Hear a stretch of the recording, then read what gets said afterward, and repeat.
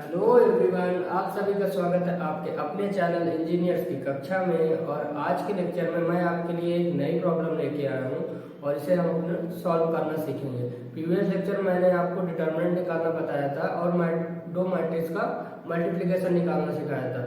तो आज भी मैं एक प्रॉपर्टी को लेकर ही आया हूँ। इसमें हमारा जो क्वेश्चन दिया हुआ है, इसमें हमारी एक ए मैट्रिक्स है, एक हमारी बी मैट्रिक्स दी है। इसमें हमको वेरीफाई करना है। वेरीफाई करना है हमारा ए बी का whole dash is equal to B dash into A dash निकालना सीखना है। ठीक है, तो अब हमारी एक प्रॉपर्टी मैंने आपको बताई थी प्रीवियस लेक्चर में कि A B is equal to A B not is equal to B A होता है। ये हमारी प्रॉपर्टी सेटिस्फाई करती थी। A B equal B A ये हमारी सेटिस्फाई नहीं करती थी ना। तो अब इसमें हमारे इस प्रॉपर्टी और इस प्रॉपर्टी में फर्क क्या है? इसमें सिर्फ हमारे ट्रांसपोज का फर्क है। ट्रांसपोज मतलब इसे डैश बोलते हैं। तो अब इसको हम सॉल्व करके देखते हैं कि ये प्रॉपर्टी हमारी वेरीफाई करती है कि नहीं करती है। ठीक है, तो सबसे पहले हम क्या करेंगे? सबसे पहले हम ए बी निकाल लेंगे। या आरएचएस को पहले सॉल्व कर लीजिए या एलएचएस, दोनों को हमको इक्वल प्रूव करना है। ठीक है, तो सबसे पहले हम ए बी निकालेंगे। तो ए बी निकालेंगे तो प्रीवियस लेक्चर में मैंने आपको मल्टीप्लिकेशन करना बताया था कि हम दो मैट्रिक्स का मल्टीप्लिकेशन कैसे करते हैं। आई होप आपको समझ में आया होगा।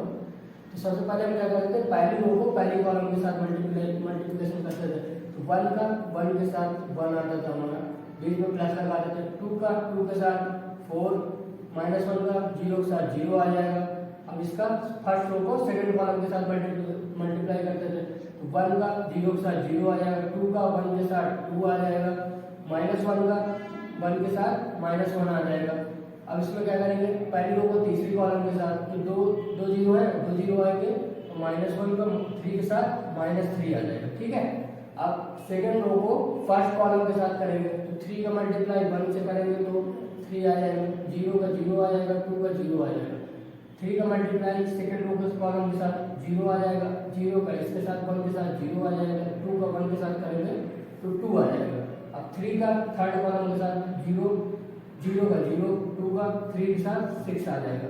ठीक है, अब हमारी थर्ड रो का फर्स्ट कॉलम के साथ 4 का 1 के साथ 4 आ जाएगा, 5 का 2 के साथ 10 आ जाएगा, 0 का 0 हो जाएगा, 4 का 0 हो जाएगा, 5 का मल्टीप्लाई 1 से 5 आ जाएगा हमारा। अब 0 का 0 हो जाएगा, 4 का मल्टीप्लाई 0 से 0 आ जाएगा, 5 का मल्टीप्लाई 0 से 0 आ जाएगा, 0 का मल्टीप्लाई 3 से 0 आ जाएगा। ठीक है, अब ये आ गई हमारी ए बी की वैल्यू। अब हम इसमें इसको क्या लिख सकते हैं, 4 पर ये आ जाएगा हमारा 5। ठीक है, 10 4 ये आ जाएगा हमारा 14, 2 में 1 गया 1 आ जाएगा। तो ये आ गया हमारा रिजल्ट। अब हमारे क्वेश्चन में क्या दिया था? उस क्वेश्चन में दिया था ए बी का होल डैश। तो अब इसका हम डैश निकाल लेंगे। डैश निकालने के लिए मैंने आपको क्या बताया था कि हम अपनी रो को कॉलम में और कॉलम को रो में चेंज करते हैं। तो चेंज कर देंगे, तो रो को कॉलम में 5 1 -3 3 2 6 3 2 6 14 5 0 14 5 0 ये आ गई हमारी एलएचएस की वैल्यू।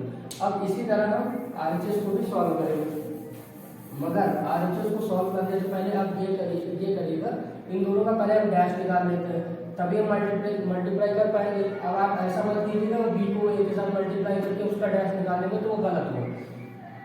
अब इसको क्या करेंगे, ये हमारी किसकी वैल्यू आ गई, ए बी का होल डैश।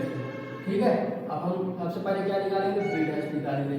तो बी डैश हमारा क्या आएगा 1, इसको हम चेंज करेंगे 1 2 0 0 1 1 0 0 3। ठीक है, अब ऐसे ही हम ए डैश को निकाल लेंगे, इसको भी चेंज कर लेंगे 1 2 -1 3 0 2 4 5 0। ठीक है, अब ये आ गया। अब इन दोनों को हम मल्टीप्लाई कर लेंगे, तो बी डैश इंटू ए डैश।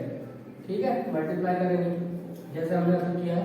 तो पहले को पहले कॉलम के साथ 1 2 का 4 0 आ जाएगा, तो ये आ जाएगा हमारा क्या आ जाएगा 5।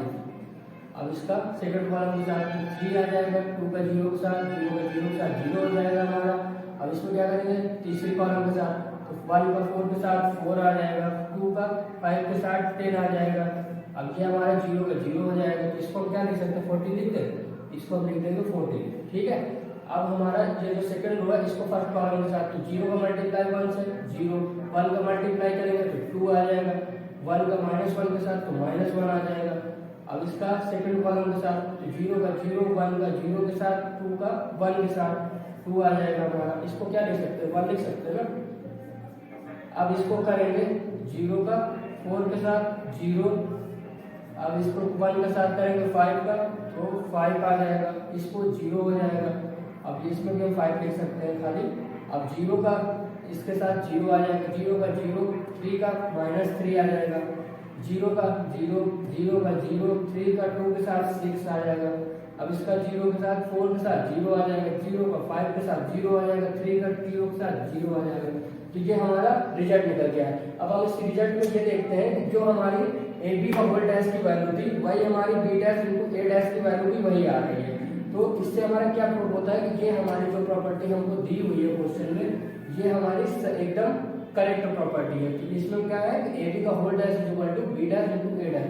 अब गेट के एग्जाम में डायरेक्ट प्रॉपर्टी पे भी क्वेश्चन आते हैं कि ये क्या मैट्रिक्स, ये प्रॉपर्टी मेंशन की गई होगी और उसमें कई सारी प्रॉपर्टी दी गई होंगी और आपसे ये पूछेंगे कि इनमें कौन सी मैट्रिक्स की मैट्रिक्स जो हमारी है वो इन प्रॉपर्टी को सेटिस्फाई करती है कि नहीं करती है।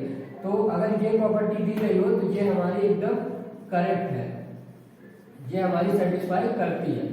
आई होप आज के लेक्चर में आपको कोई प्रॉब्लम नहीं होगी। अगर कोई कहीं भी स्टेप भी आपको कुछ भी समझ में ना आया हो तो आप कमेंट करके पूछ सकते हैं। नेक्स्ट लेक्चर में हम एक टॉपिक और पढ़ेंगे जो है हमारा एडजॉइंट निकालना। तो जो नेक्स्ट लेक्चर है हमारा वो बहुत ही ज़्यादा इंपॉर्टेंट है, क्योंकि एडजॉइंट निकालना आप सीखेंगे तभी आपको एन इनवर्स निकालना आएगा।